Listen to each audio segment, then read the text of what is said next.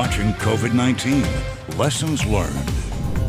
Welcome back to the special edition of ABC4 News with Dr. Angela Dunn. So let's turn to the vaccines. We're going to talk about the misinformation and disinformation. Okay. And for the folks that are at home, misinformation is information people pass along unknowingly that is false, and disinformation is false information that people knowingly pass along. So are you ready for the rapid fire questions? Let's do it. All right, let's talk about the vaccines. Are there microchips in them? Will we become robots? No. Okay. The FDA hasn't approved the vaccine, so why should people believe in them? Because the vaccines still went through the rigorous evaluation that full authorization takes with phase 1, 2, and 3 trials, and having experts weigh the risks and benefits, and found that these vaccines are safe and beneficial. The vaccines, will they harm female reproductive systems? There is no evidence that these vaccines will harm female reproductive systems, but even more, there's no plausibility. We wouldn't have a mechanism, either medically, biologically, scientifically, for these vaccines to impact any part of the reproductive system. Do doctors know all the side effects from the vaccines yet?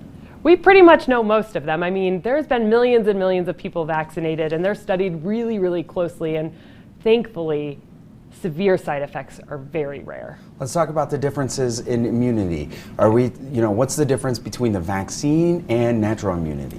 The vaccine immunity is a very controlled amount of immunity that we know how long it can potentially last. We know the dose that's needed to elicit immunity.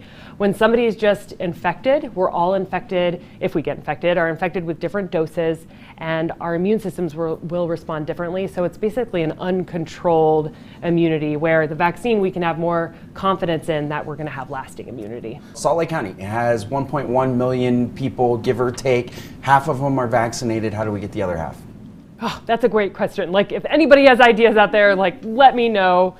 Let's do it. All right, let's talk about the basic differences between Pfizer, Moderna, and the Johnson & Johnson shot. Okay, so the main difference is that Pfizer and Moderna are this mRNA vaccine, where a piece of the virus's mRNA goes into your cells and it elicits that immune response, where Johnson & Johnson uses a different virus, the adenovirus, to carry the immunity into your cells for you. Pfizer is looking to extend its UEA to kids 5 and older, and Moderna wants to do the 12 and up by the start of school or sometime around the start of school.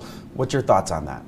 I hope it comes sooner rather than later. I can't wait for it. Booster shots.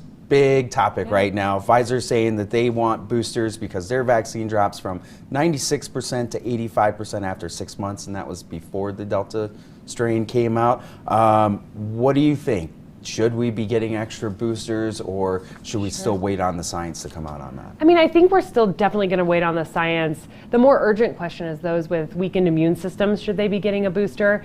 And I know that the CDC and the FDA are looking at that right now, but for the rest of us, we definitely should be waiting for the science. J&J, we talked about it just a little bit ago, but there's conflicting reports. Does it work or does it not work against the Delta variant? I mean, Johnson & Johnson, the Janssen vaccine has great effectiveness against COVID, even the Delta variant, but it is less than Pfizer and Moderna. The studies show that, but that doesn't mean it doesn't work. It still does a great job at preventing hospitalizations and death, and that's really what we're focused on. All right, well, I got the J&J shot. Okay. So should people like me that got the J&J shot be particularly invested in information that comes out with a booster vaccine?